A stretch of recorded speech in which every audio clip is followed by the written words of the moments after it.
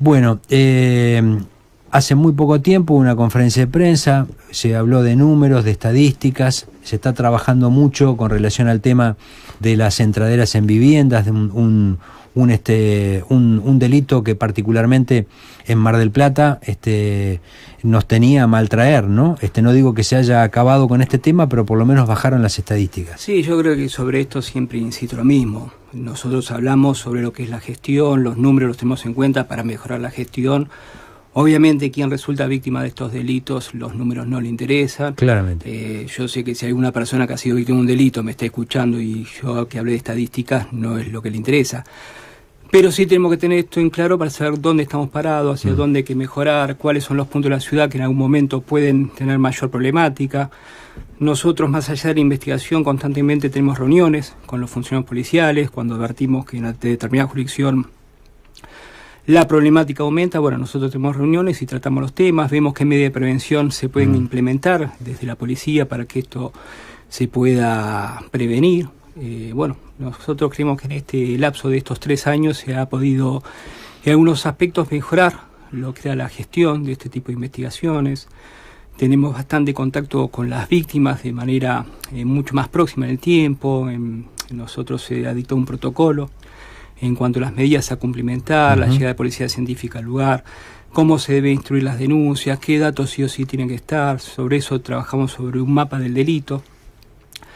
En el término de la comunicación tiene que ser inmediata a la Fiscalía cuando se produce un hecho. Nosotros ahí podemos establecer si las víctimas están en condiciones de hacer una exhibición fotográfica, poder exhibir estas fotos, y lo hacemos en los términos mucho más acotados a partir de la creación de la Fiscalía.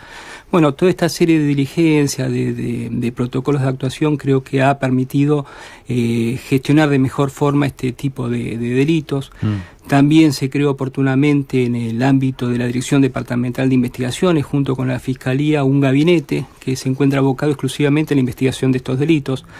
Para nosotros de la Fiscalía contar con ese gabinete ha sido una herramienta muy importante, no solo en la investigación, sino para poder materializar las distintas medidas que se van llevando a cabo en la investigación, ya sea efectivizar detenciones, llevar a cabo órdenes de allanamiento, análisis de diversos equipos de comunicación. En estos 3 años se han analizado muchos equipos de telefonía, por ejemplo.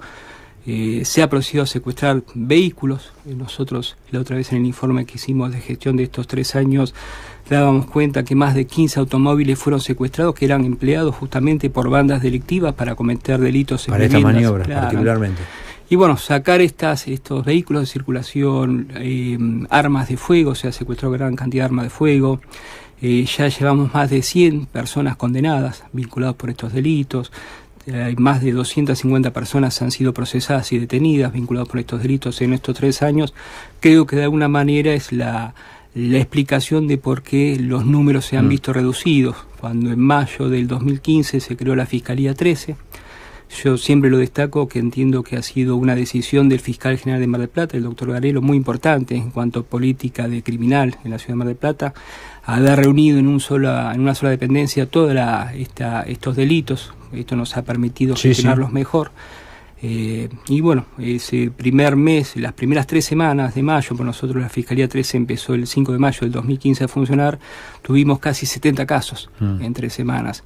En lo que llevamos, por ejemplo, para tener una aproximación de la cantidad de casos, llevamos al día de hoy, al día 6 de julio, llevamos 2 hechos de estas características. Entonces, insisto, más allá de quien resulte víctima, es el total de lo que es la inseguridad, se ha visto una merma en la cantidad de hechos acá en la ciudad de Mar del Plata. ¿Hay un perfil de delincuente para este delito en particular? ¿Son reincidentes, son jóvenes, se inician recién en el delito, tuvieron complicaciones anteriores? Aquellas personas que deciden cometer un delito y tomar el riesgo que implica ingresar a una vivienda que puede haber varios moradores, entre los moradores puede haber personas que tuviesen armas de fuego, que pueden los moradores tener reacciones ante las personas que rompen en su finca.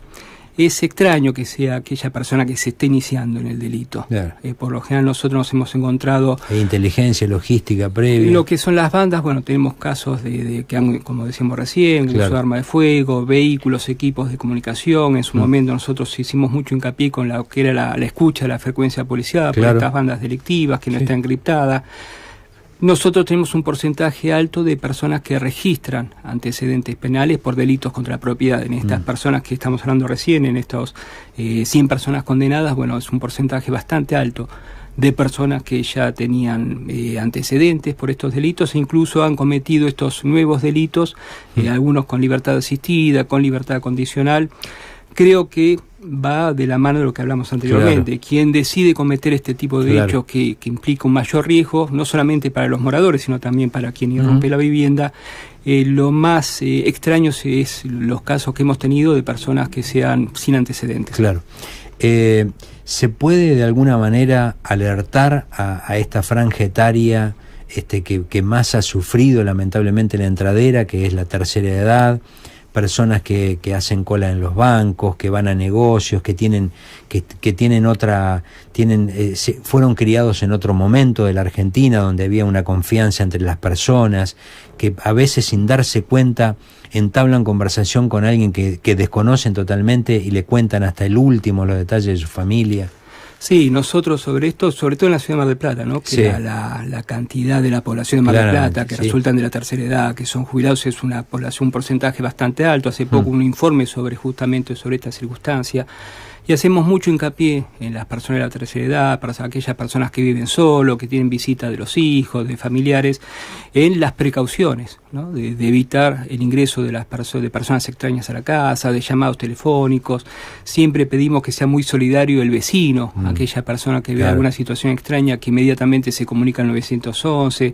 Pedimos también que si ven un automóvil traten de tomar la patente, comunicarlo al 911 de la característica del auto, de la patente, cualquier situación extraña, porque muchas veces esto ha prevenido delitos, si lo puedo decir desde la experiencia del trabajo de la Fiscalía, y por lo general lamentablemente la gente de la tercera edad, por tener también otro tipo de educación, de crianza y otra sociedad, es más confiada tal vez para entablar diálogos con extraños, para permitir el acceso de personas con las que no hay la confianza suficiente, justamente, y bueno, muchas veces nos hemos encontrado con casos que estos datos fueron utilizados por personas que cometían delitos para irrumpir o buscar especialmente que los delitos sean sobre las personas de la tercera edad. Hemos tenido investigaciones en la Fiscalía que esto ha quedado documentado, que justamente se buscaban estas personas que a la postre sabemos que son los más vulnerables. Cuando se producen estos hechos, lamentablemente, la extensión del daño, la secuela de estos delitos en las personas de la tercera edad, la experiencia en la Fiscalía nos ha mostrado que las secuelas son mayores en cuanto al daño psicológico, personas que han tenido que dejar su vivienda, han tenido que cambiar sus hábitos, le ha despertado patologías o enfermedades a las personas de la tercera edad. Por eso hacemos mucho hincapié nosotros, sobre todo cuando las víctimas son de la tercera edad y sobre todo por lo que decimos anteriormente, ¿no? Acá en la ciudad de Mar del Plata, que es un porcentaje importante de la población. Doctor, finalmente, en algún momento le pidió al ministro de Justicia de la Nación y a las autoridades que se focalizara en penar con mayor peso y rigor de la ley a determinados delitos. Sí, dentro de lo que es la modalidad de robos en vivienda, cuando están las personas en su interior, justamente hacemos hincapié en esta franja que era más vulnerable por la edad, ya sea porque sean menores. Nosotros objetivamente sugeríamos que se tenga la edad de 10 años o mayor de 70 años, justamente por estas secuelas. Y entendíamos o sugeríamos en esta presentación ante el ministro de Justicia de la Nación que se aumenten las penas, que se aumenten el mínimo y el máximo en la mitad. Entonces, por ejemplo, un robo en polvo en banda tiene una escala penal que va de los 3 a 10 años de prisión. Bueno, esto implicaría que el mínimo ya tenga un mínimo mayor, de 4 años y 6 meses. Esto tiene incidencia ante hasta 15. Exactamente, después hay otros, bueno, si con arma es de 5 a 15, pero en un caso característico que pues un robo en polvo en banda, que actúen 3 o más personas de manera organizada, o que ingrese escalando una medianera. Bueno, si al momento de robo la violencia se ejerce sobre el morador de más de 70 años, decíamos, bueno, automáticamente eso ya implica que aumente la escala penal. Y el otro caso que también nosotros poníamos en esta presentación como motivo de análisis era el caso cuando ya se excedía la violencia propia del robo. Bueno, el Código Penal del 164 habla como de los elementos para que se tipifique el delito, que se ejerza violencia sobre las personas, sí, o fuerza en las cosas. Y hay casos que excede la violencia, hay casos que nosotros entendemos que cuando a las víctimas se aplican tormentos o torturas para que manifiesten dónde están el dinero, los bienes, etcétera, le intimidan con cortar. Como ocurrió en el barrio de San José, por ejemplo. Ha pasado varios casos, o sea, lamentablemente acá en la ciudad de Mar del Plata ha habido varios casos. Entonces decíamos, bueno, esto ya excede lo que es la figura del robo y tendría que aplicarse la figura de torturas. Actualmente la figura de torturas se aplica solamente a los funcionarios públicos. No está previsto el caso de torturas, claro, entre particulares. Y obviamente esto tiene que tener otra escala penal. La presentación fue realizada, nosotros seguimos el trámite del expediente, ya tiene su número de expediente, pero sinceramente no hemos tenido la respuesta que creo que amerita el tema. Cuando nosotros tomamos conocimiento de, no solamente en la ciudad de Mar del Plata, ¿no?, sino en la provincia de Buenos Aires, en todo el país, cuando los hechos son de estas características, que son hace pocas horas, lamentablemente en la ciudad de Necochea, ha habido un hecho en el cual los moradores han sufrido el fallecimiento de una de las víctimas.